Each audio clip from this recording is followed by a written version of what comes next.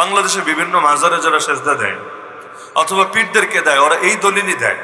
কোরআনে সূরা বাকারা খুলে দেখাবে, দেখ এই যে নবীকে সেজদা দিল ফেরেশতারা, সেজদার আদেশ দিয়েছে আল্লাহ, তাহলে তোমরা কি বলবা যে আল্লাহ হারামের আদেশ দিয়েছে, ফেরেশতারা হারাম কাজ করেছে?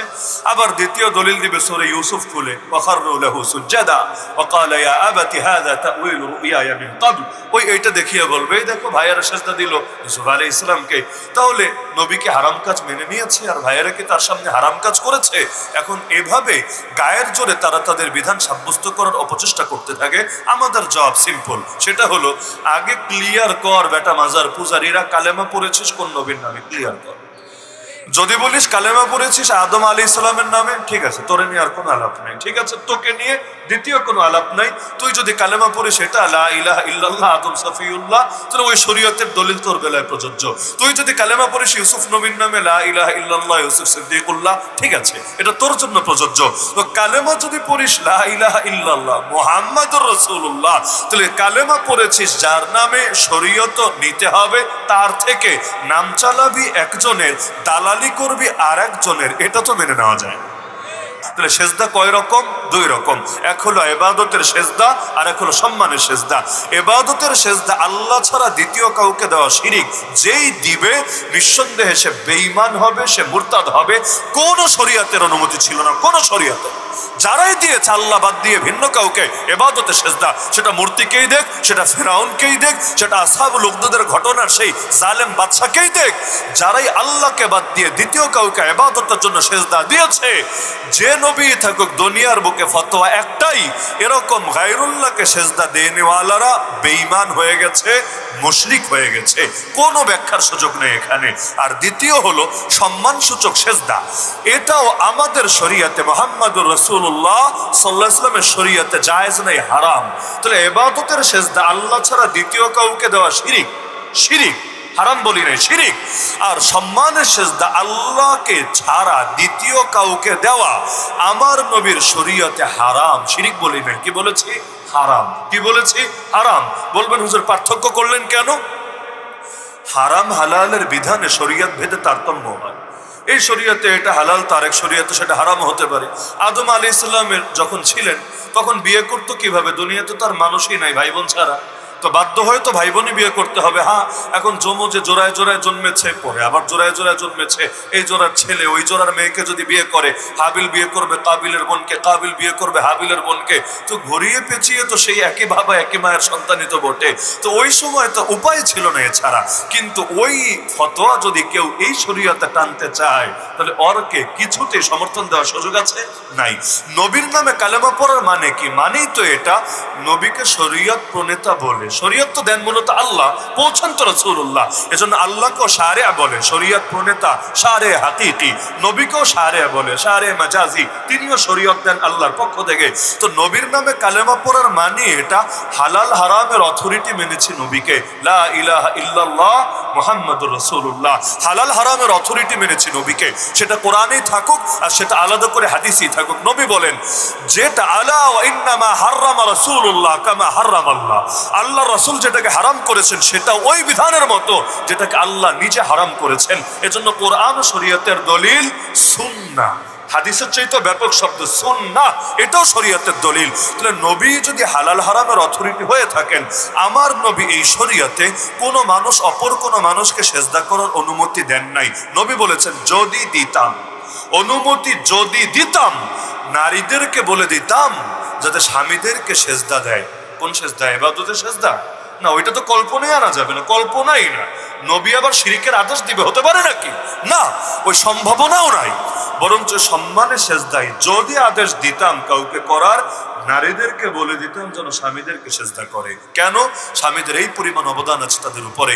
লাউ কুনতু আমুরু আহাদান আন ইয়াসজুদা লিআহাদ লাআমারতু আন-নিসা আন ইয়াসজুদনা লিআজওয়াজিহিন্না, কিন্তু দেন নাই, দরজা বন্ধ রেখেছেন। তাহলে দেখা যাচ্ছে হালাল হারামে যেহেতু ভিন্নতা হয়, কোন কোন শরীয়তে এটা হারাম হালাল ছিল, এই শরীয়তে হারাম করে দেওয়া হয়েছে।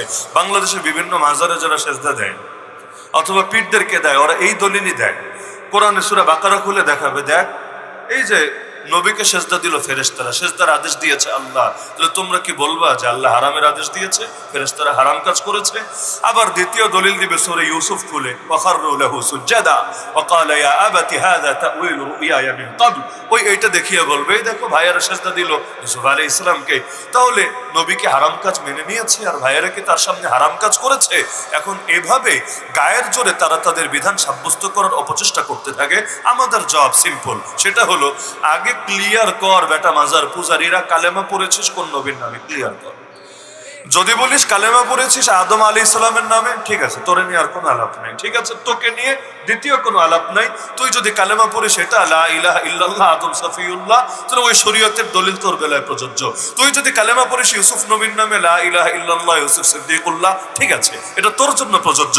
তো কালেমা যদি পড়িস লা ইলাহা ইল্লাল্লাহ মুহাম্মাদুর রাসূলুল্লাহ, তাহলে কালেমা পড়েছিস যার নামে শরীয়ত নিতে হবে তার থেকে, নাম চালাবি একজনের, দালালি করবি আর একজনের, এটা তো মেনে নেওয়া যায়। আওয়ামী লীগ করলে আওয়ামী লীগ করো, বিএনপি করলে বিএনপি করো, জামাত করলে জামাত করো, অন্যটা করলে অন্যটা করো, কিন্তু একটা কইরে আরেকটা নাম লাগাইলে দলের লোকে রাখবে না, কিক আউট করে বের করবে, লাইটটা বের করবে, তুই একটা নেমক হারাম, তুই একটা ধোকাবাজ, তুই একটা মুনাফিক। দুনিয়ার লোকে দলের বেলায় সহ্য করে না, তাহলে ইমানের বেলায় আমরা কিভাবে সহ্য করব? এজন্য কাদিয়ানি নিয়ে আমাদের ক্ষোভ কিন্তু কমবে না। বাকি কাফেরের বিষয় আলাদা, কাদিয়ানের বিষয় আলাদা, কারণ কাফের তো কাফের, কিন্তু এটা কাফের হয়ে মুসলমান নাম দাবি করবে কোন দুঃখে? তুই বেটা কাফের হয়ে মুসলিম যদি তুই বলিস, তাহলে আমি কি? তুই মুসলমান হলে তার আমি মুসলমান থাকি না, আমি মুসলমান হলে তোর তুই মুসলমান থাকিস না, কারণ দুই বিপরীত জিনিস একসঙ্গে সত্য হতে পারে না। আমি যদি বলি এখন রাত নাকি দিন, একজন দাঁড়িয়ে বলল রাত আর একজন দাঁড়িয়ে বলল দিন, আমি বললাম উভয়টা সত্য, তাহলে আমার মাথায় ডিস্টার্ব আছে। এখন যদি এটা মানি যে এটা সত্য, তার মানে এটা মিথ্যা, যদি মানি এটা সত্য তাহলে ওটা মিথ্যা। তাহলে আমরা দেখতে পাচ্ছি বাস্তবতার সাথে মিলিয়ে রাত এটাই সত্য, তার মানে যে দিন বলেছে সেটা মিথ্যা। তো রাতকে সত্য বলার মানে দিন যে বলেছে তাকে মিথ্যা বলা, আর দিনকে সত্য বললে রাত যে বলেছে তাকে বলা হবে মিথ্যা বলা। তো কোনো সরকার যদি বলে কাদিয়ানীদেরকে আমরা কাফের ঘোষণা দিতে পারবো না, তাহলে ওই সরকারের উচিত এটা মেনে নেওয়া যে সেই সরকার মুসলমান সরকার না। কেন? কারণ দুই বিপরীত জিনিস তো কখনো একসঙ্গে সত্য হতে পারে না। তোমার চোখে কাদিয়ানি যদি সত্যই হয় তাহলে তুমি সত্য না, কারণ সে তো যে আকীদা পোষণ করে, তুমি তার বিপরীত আকীদা পোষণ করো। সে এই আকীদা পোষণ করে নবীর পরে নবী হতে পারে, সে আকীদা পোষণ করে এই গোলাম আহমদ কাদিয়ানি, যে কিনা দাবি করেছে তার মাসিকও হয়েছে, যে কিনা দাবি করেছে প্রেগন্যান্টও হয়েছে, যে কিনা দাবি করেছে মাঝখানে কয়েক মাস মহিলাও ছিল, পরে নাকি আল্লাহ তাআলা পুরুষ বানিয়ে দিয়েছে, মানে ট্রান্সজেন্ডারদের পূর্বপুরুষ, ট্রান্সজেন্ডারদের আকাবির আর কি, ওই শরীফ থেকে শরীফা যেগুলো আছে এদের পূর্বপুরুষ সেই গোলাম আহমদ কাদিয়ানি। তাহলে দেখা যাচ্ছে যে এইরকম লোকের যদি তুমি ঈসা মানো, ওরা বই লেখে মাসিহে মাউউদ নাউযুবিল্লাহ, সেই নাকি ঈসা, আবার সেই নাকি মাহদি, আবার সেই নাকি নবী, আবার সেই নাকি নারী, আবার সেই নাকি পুরুষ, আরো কিছু বাকি আছে নাকি? থাকলে সেটাও বলো। একের ভেতর সব, অল ইন অন, আর কিছু লাগে? তো দুনিয়ার সব মাইনে নাও, তারে কোনো সমস্যা নাই, সঙ্গে এইটাও মাইনে নাও তার নাক একটু খোলা আছে। তো দেখা যাচ্ছে দুই বিপরীত জিনিস একসঙ্গে সত্য হবে না। এই শরীয়তে আল্লাহ রসুল অনুমতি দেন নাই কোনো মানুষ অপর কোনো মানুষকে সেজদা করার, সুতরাং এটাকে হারাম বলবে, হারাম, শিরিক না। বলবেন শিরিক বললে ঝামেলা কি? শিরিক বললে ঝামেলা হলো তাহলে কি অতীতে আল্লাহ নিজে শিরিকের আদেশ দিয়েছিলেন? অতীতে কি বিভিন্ন নবীর শরীয়তে শিরিক এলাও ছিল? শিরিক তো শিরিক, এটা সব শরীয়তে এক। ঈমান কুফর তাওহীদ শিরক এগুলো তো চেঞ্জ হয় না।